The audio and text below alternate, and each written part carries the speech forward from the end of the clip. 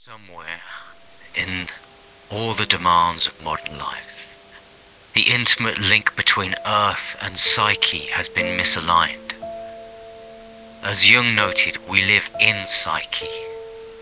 Psyche does not live in us. We are enveloped in a field of consciousness. Everything possesses soul. This was known to every indigenous culture. We can reconnect to the vitality of this source, which often comes in unexpected ways. In healing work, there are moments of the divine manifestation, a re-experiencing of the soul remembered through the unexpected grace of fear, despair, and grief. A return to earth. It is easy to look at our lives and recognize so much pain, and generally so much blame. Sometimes we can carry this as an unconscious deep fear, which is a grief not just through the physical losses that have been amassed over time, but the grief of a loss of the realization of unconscious expectations. A birthright that at some level we were expecting to be fulfilled, but they never were. Eventually we step outside of our subjective normality to realize how we've been brought up, largely in isolation, by so very few close people, perhaps by parents and carers, who were also left lost and isolated, mournfully waiting to be bathed in the worship of their own homecoming. Author Francis Weller states that when we were young, we could have expected many pairs of eyes to greet us in the morning, and at best we had 2 pairs looking back.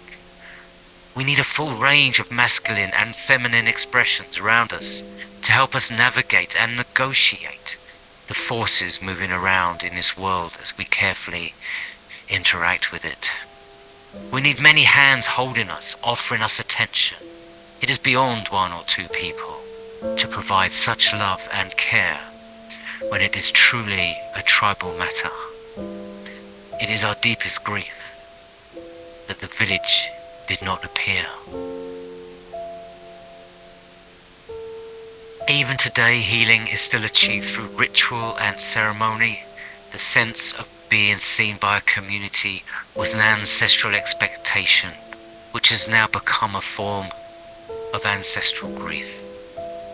Held in a wider circle, our formative experiences could be met with love and compassion, support and healing. The absence signifies a deep and painful void. We have moved from a tribal culture of holding and healing through coexistence, co-experience and co-regulation to a culture of coping and attempting to manage, which introduces short-term and often harmful responses.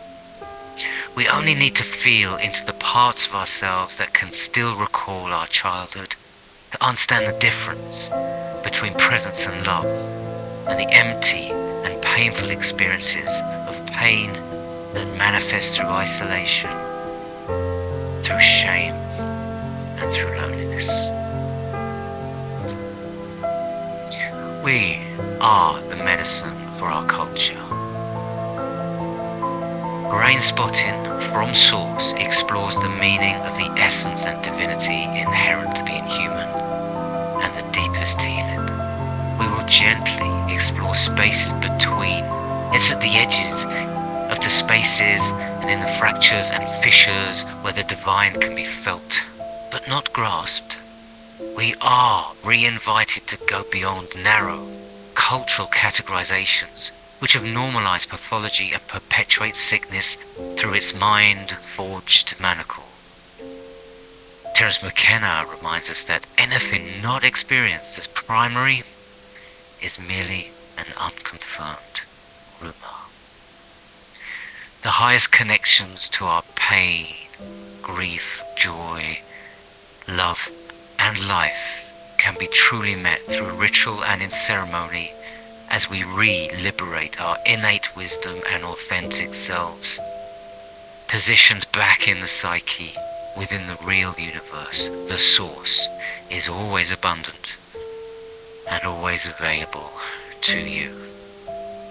This week, we look forward to exploring all that is available to us in a group, a tribe of sorts, through brainspotting, a deep listening place, a place of silence where we can cultivate the conditions to attend to unheard pieces of our inner world, to connect within deep spoken ancestry through sound healing, movement, and further stillness. A sublime session of togetherness, a divine connection which cannot be named. Come join us in the strength of our vulnerability and in the power of our humility, as we brainspot from source together, as together we transform and transmute in the alchemy. You've given so much. Now it's time to receive.